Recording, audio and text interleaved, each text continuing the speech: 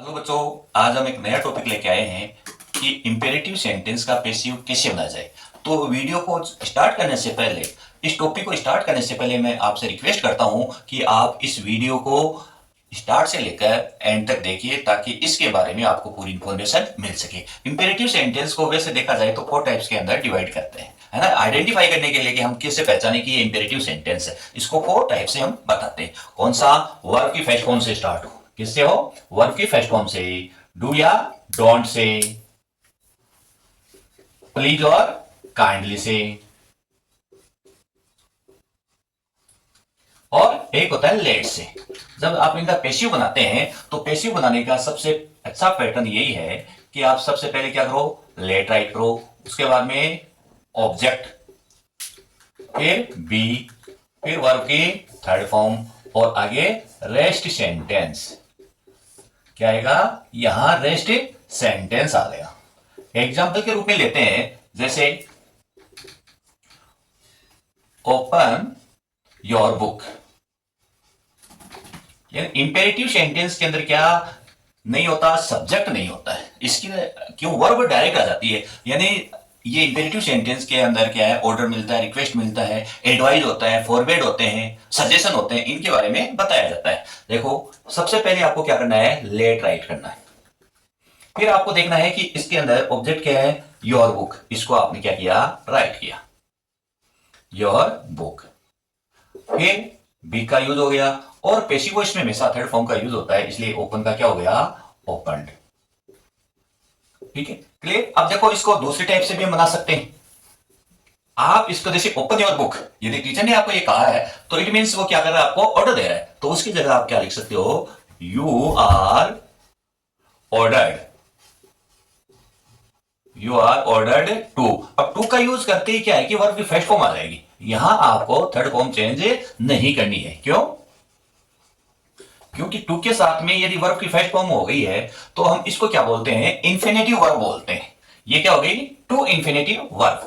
Third, यदि imperative sentence का आप पैसिव बनाते हो तो इसका आप है वो शुड से भी बना सकते हो। तो शुड से यदि आप बनाओगे तो सबसे पहले क्या आएगा?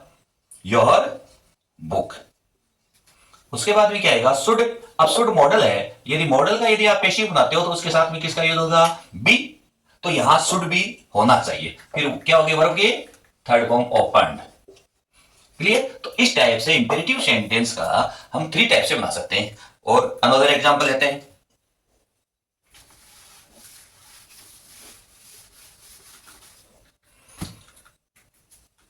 मैंने लिखा एग्जांपल, राइट एन एप्लीकेशन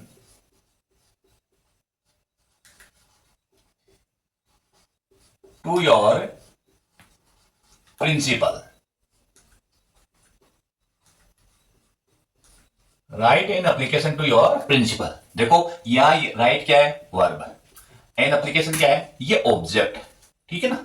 तो आपको क्या बनाना है? एक ही आप देखो, एक से बना दो। पैसिव वॉइस मैंने आपको यानी 3 प्रकार के जो पैटर्न है, 3 टाइप्स के पैटर्न है वो पहले बता दिए। इनमें से किसी से बना सकते हो, तो आप लेट से बना दो ना। यहां हम क्या है कि सबसे पहले लेट, फिर एन एप्लीकेशन,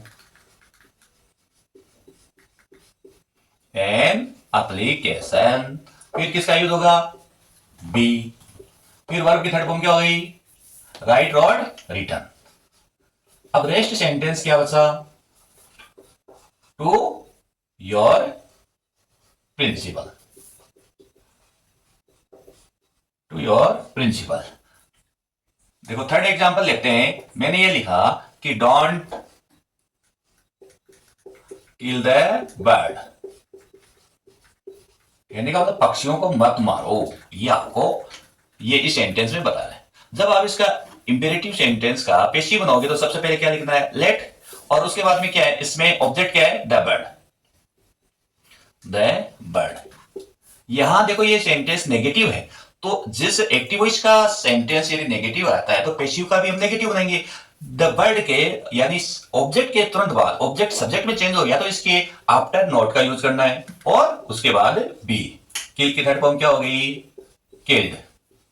यानी let the bird not be killed. ठीक है।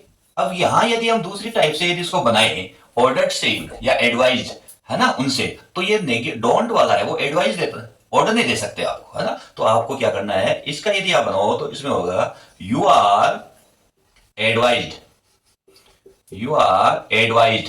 अब यहां के क्या करना है, टू का प्रयोग करना है, you are advise to. But ये नेगेटिव सेंटेंस है तो इससे पहले आपको क्या करना है, नोट का यूज करना है। यहां क्या करना है, नोट का यूज करना है। टू के बाद में नहीं होगा, ये टू से पहले, ठीक है ना। You are advise not to, फिर ये डोंट हट जाएगा, उसके बाद में किल द बर्ड, क्योंकि ये क्या हो गया, इंपेरेटिव सेंटेंस हो गया, टू के साथ में वर्ब की past form to infinitive verb हो गई। क्लियर। इसको आप इसी टाइप से बना सकते हो। यदि ऐसा ना हो तो डोंट वाले को सेंटेंस को you are forward, you are forward. जब आप यहां पे फॉरवर्ड का यूज करोगे तो नॉट का यूज नहीं करना है। Clear. To kill the bird. और यदि इसी सेंटेंस को आप शुड से बनाना चाहो तो क्या हो गया, द बर्ड शुड, यानी शुड के साथ में बी आता है तो ये नेगेटिव सेंटेंस है, तो बी से पहले नॉट और लगेगा, the bird should not be killed. Clear. आगे एक सेंटेंस और लो, हम और लेते हैं। अब देखो प्लीज से सेंटेंस शुरू होते हैं तो उसके लिए क्या है कि जैसे सेंटेंस लिखा, प्लीज हेल्प द पुअर,